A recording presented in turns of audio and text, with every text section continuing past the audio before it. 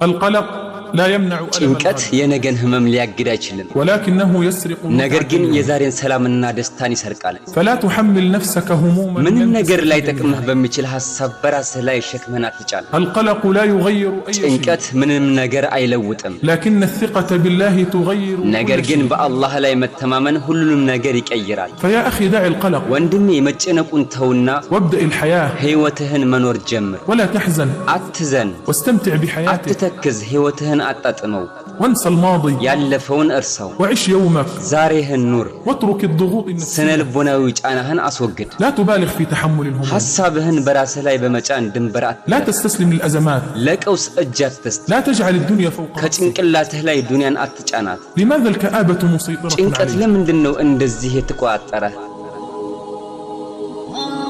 والغمامة السوداء أمام ለምንድነው አይኖችህን የጽልመት ደመናዎች ይጋረዱ لماذا الدنيا في وجهك ለምንድነው ዱንያ ከፊት ለፊት